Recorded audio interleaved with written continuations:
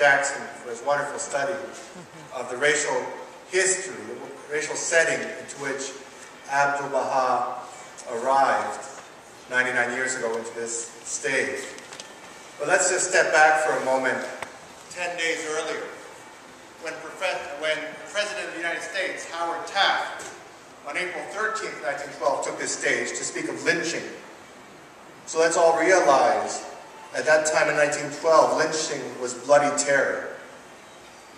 And what words did the President say to this crowd?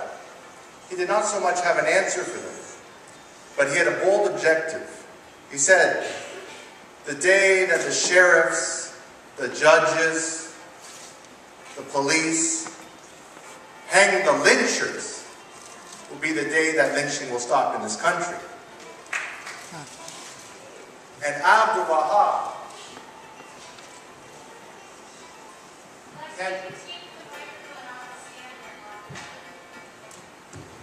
Thank you. So 10 days later, when Abdu'l-Baha took this stage, the president of Howard University introduced him as the harbinger of unity. So I want to tell a small story how Abdu'l-Baha taught this unity to Washington, D.C. specifically, and to America. So it was 12 noon when Abdu'l-Baha took the stage, and after his speech, he was, as we heard earlier, there was a call for an encore, and eventually the congregation left out those doors and shook his hand. And then Abdu'l-Baha got into a carriage, went down Florida Avenue, and then up 16th Avenue to a luncheon in his honor. There's two special things about this luncheon. First, the location. It was the home of William Schuster. William Schuster marks a level of unity between Iran and America that today we could hope for and pray for. America sent one of its brightest economic minds to Iran to help them become economically independent and fight off Russian and British colonialism. And William Schuster was so passionate about his cause that to elevate the status of Iran in America, he gave his home as a sort of Persian embassy, a charge d'affaires, to represent the Persian government in America. And it was in this building of East and West unity that a luncheon was to be held. And the hosts of that luncheon were also another symbol of racial unity in Washington, D.C.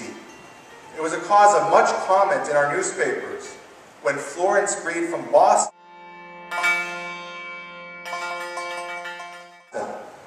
married a Persian gentleman, Ali Quli Khan, who was the representative of the Iranian government here in Washington. So this interracial couple was hosting this luncheon.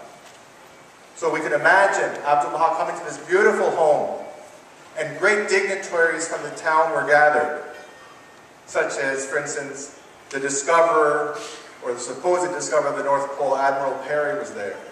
And other great socialites, a painter, Thompson from New York, and a great socialite, Miss Parsons, whose father was a great commander in the Civil War and the Native American conquests out west. And into this setting, what did Abdu'l-Baha do? He said, "Where is Louis Gregory? Ali Quli Khan, go get Louis Gregory." Who was this man, Louis Gregory, who Abdu'l-Baha interrupted this carefully planned luncheon with some of the greatest dignitaries of Washington? Who was he? Well, I'll tell you about him. Louis George Gregory was born in 1874 in Charleston, South Carolina, part of the first generation of freely born African descent Americans in the South. And Louis George Gregory experienced many of the privations that Professor Jackson described. He had to witness, due to lack of health care for the African descent community, the death of 6 of his brothers and sisters. He had to witness the death of his father at age 4. And then when he was 17, he had to witness the death of his older brother, his youngest brother, and his mother in childbirth. When he was 17 years old.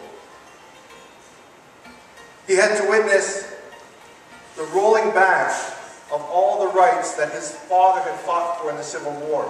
His father, George Gregory, was the only free man of color who joined the Union Army and fought in the 104th United States Colored Troop in South Carolina.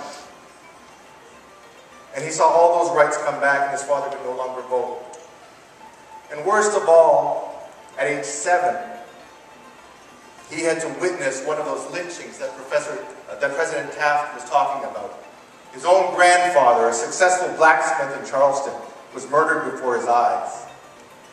And what kind of effect would that have on such a young and tender soul? Well, he took the stage at his high school graduation. His father had saved money and worked hard for him.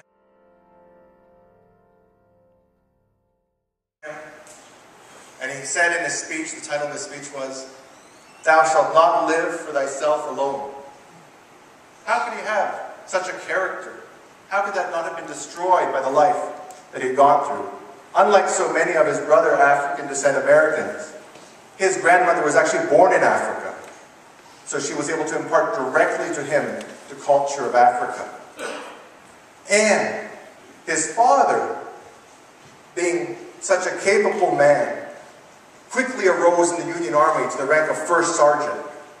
A first sergeant is the one who interacts between the enlisted soldiers and the officers. So he consequently became friends with many of the officers. Incidentally, one of his officers was Thornton Chase, the first American to declare his faith in Baha'u'llah.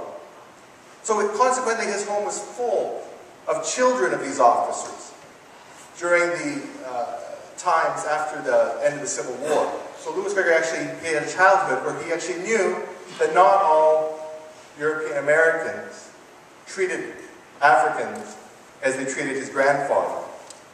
So consequently, Louis Gregory came up to Washington, 1,000 miles from his home, seeking a law degree. And here at Howard, he graduated in 1904. He was very active in civil affairs. He volunteered his time as the treasurer of the most successful African-American female-run business in Washington, the Washington Conservatory of Music. He volunteered himself as the president of the foremost scientific organization of Africans in this country, the Bethel Literary and Historical Association. He volunteered himself as the leader, one of the few African Americans who were elected to lead an interracial organization. He was elected to lead the Baha'is of Washington, D.C., along with others. And even in his business life, he was a successful lawyer, successful real estate agent. So this was the gentleman who helped arrange for Abdu'l-Baha to speak at Howard, himself being an alumnus. And he was the one who Abdu'l-Baha, while Ali Holy Khan was getting him, rearranged the seating. So the place of honor. At that time in 1912, seating was very carefully arranged by your Rankin society. So on his right hand, he placed Louis Gregory for that dinner. Remember, this was a time there was not a single restaurant save one where African Americans and Europeans could eat together. And that was because they just came over from Europe. They didn't know better yet. And here, he sat Louis Gregory in the place of honor. So why did Abdu'l-Baha do that? I want to share with you 3 reasons why he did that. How that was to instruct us in how to unite, how to be one. First, it gives us a different worldview. The worldview of division, seeing this city divided, seeing humanity divided in warring camps. This kind of worldview leads us to kind of stumbling along towards unity by not being violent in our conflicts between the different groups. Whereas Abdu'l-Baha was asking us to consciously work for unity out of a consciousness rooted in the firm knowledge that we are one human race. So this is a worldview Abdu'l-Baha asks us to adopt.